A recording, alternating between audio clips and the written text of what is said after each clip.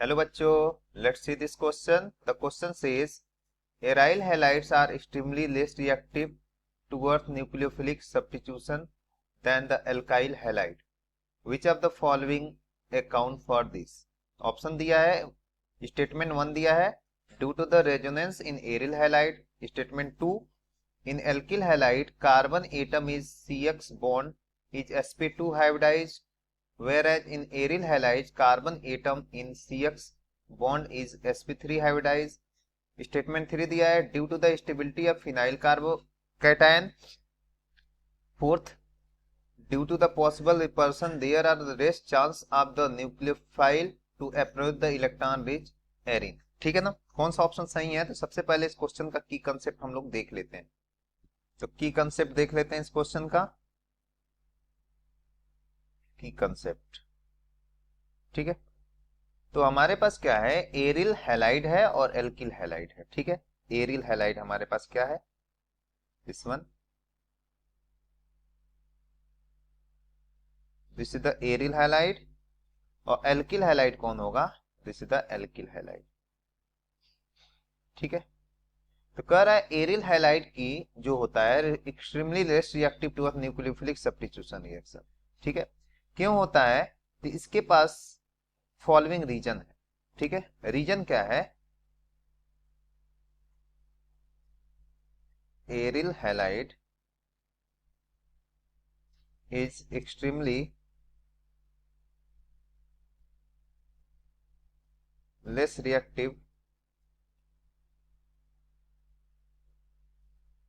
reactive towards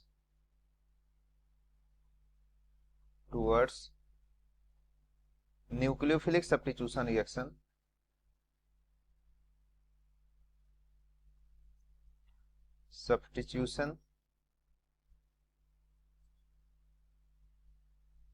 reaction than the alkyl halide.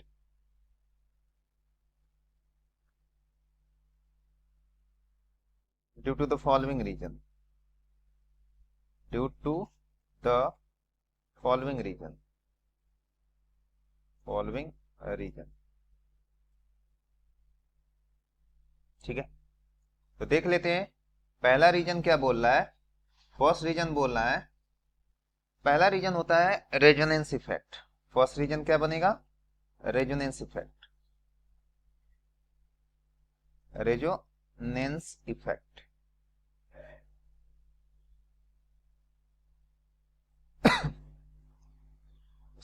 तो resonance effect में क्या होता है कि क्लोरोबेंजीन हमारे पास अगर हम ले लें, ठीक है ना, तो यहां पे क्या होता है, पार्शियल डबल बॉन्ड कैरेक्टर आ जाता है. Partial double bond character.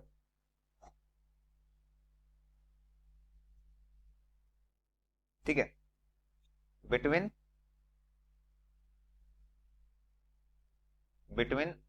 CCl bond due to resonance.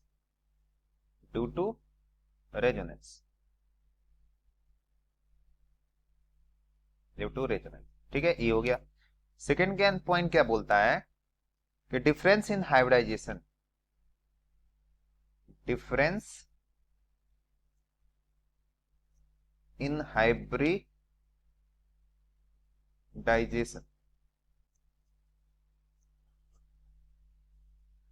In CX bond. ठीक है, तो देख लेते इसमें क्या है. हमारे पास सपोज दैट एरिल हैलाइड है. ठीक है, ये हमारे पास एरिल हैलाइड है और ये हमारे पास एल्किल हैलाइड है कोई. ठीक है, अब बात करें तो ए कार्बन देखा जाए तो यहाँ पे क्या है, this is the sp3 hybridise, क्योंकि यहाँ पे 3 सिग्मा बॉन्ड है. और यहाँ पे ए वाला कार्बन क्या दिख रहा है, दिस इज sp2 हाइब्रिडाइज. ठीक है ना, तो ए sp3 हाइब्रिडाइज sp2 हो गया एरिल हैलाइड और ये है हमारा एल्किल हैलाइड. जो कि sp3 हाइब्रिडाइज हो गया, ठीक है ना, इसके वजह से। तो यहाँ पे sp2 में क्या होता है, sp2 में s कैरेक्टर ज्यादा होता है, s कैरेक्टर इज मोर, ठीक है। और यहाँ sp3 में क्या होगा, कितना होगा, नियरली 33.33%। और यहाँ क्या होगा, s character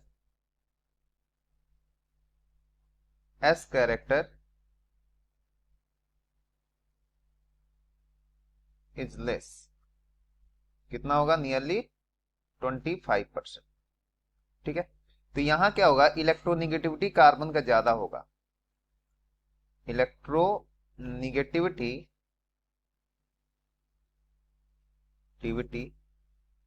of carbon is more, so it attract electron, it attract electron of halogen more tightly, more tightly, more tightly, so bond become shorter, bond become shorter, shorter, ठीक है। ये रीजन हो गया। अब नेक्स्ट की बात कर लेते हैं। नेक्स्ट हमारा क्या है, नेक्स्ट हमारा होता है तीसरा पॉइंट। तीसरा पॉइंट होता है इनस्टेबिलिटी, इनस्टेबिलिटी,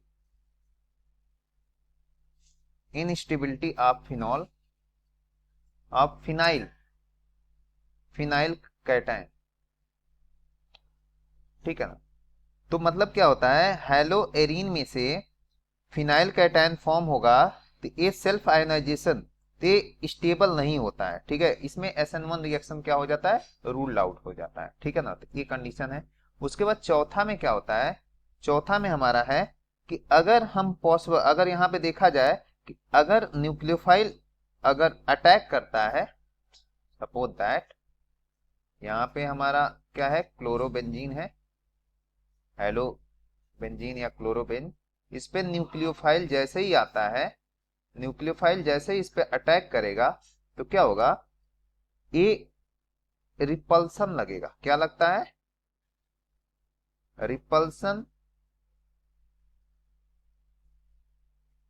ठीक है। Due to electron, electron rich, due to electron rich nucleophile file to approach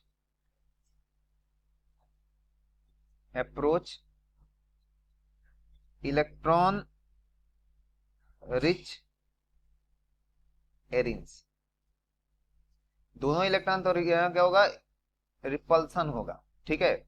steric repulsion की वजह से ये भी कंडीशन हो गया, ठीक है ना। अब देखते हैं ऑप्शन के अकॉर्डिंग चलते हैं। ऑप्शन क्या बोल रहा है, due to the resonance in aryl halide, तो एरिल हैलाइड में रेजोनेंस हो ही रहा, तो ये ऑप्शन तो सही है। दूसरा कह रहा है in alkyl halide carbon atom is CH bond in sp2, नहीं, एल्किल हैलाइड में sp2 तो नहीं होता, इसमें क्या होता है, sp3 होता है। और यहाँ बोल रहा है एरिल हैलाइड में कार्बन और CH बॉन्ड कितना दे रहा है, sp3, sp3 नहीं होता है, क्या होता है, sp2 होता है। तो सेकंड क्या है हमारा, रॉन्ग है। नेक्स्ट कह रहा है due to the stability of phenyl cation, phenyl cation stable नहीं होता है, क्या होता है, अनस्टेबल होता है, क्या होता है, अनस्टेबल होता है, ये अनस्टेबल होता है। तो ये भी ऑप्शन हमारा क्या हो गया, रॉन्ग हो गया, ये भी ऑप्शन हमारा क्या हो गया, रॉन्ग हो गया। अब चौथा स्टेटमेंट देख लेते हैं, due to the possible repulsion there are less chance of the nucleophilic to the approach electron rich arene, ठीक है। इलेक्ट्रॉन एरिन के पास इलेक्ट्रॉन रिच होता है, पाई बॉन्ड की वजह से, क्या होता है, पाई इलेक्ट्रॉन की वजह से। तो न्यूक्लियोफाइल जो होता है वो भी क्या होता है, ए भी इलेक्ट्रॉन रिच होता है, इलेक्ट्रॉन रिच होता है, तो यहाँ क्या होता है, रिपल्सन। क्या होगा, रिपल्सन। तो ए बी स्टेटमेंट सही बोलना है। ठीक है, तो कौन सा स्टेटमेंट सही दिख रहा है, पहला और चौथा। पहला चौथा कहां दिया है, ऑप्शन नंबर सी में। So the final answer is first and four, option number C is the correct option. Hope you understood it well, best of luck.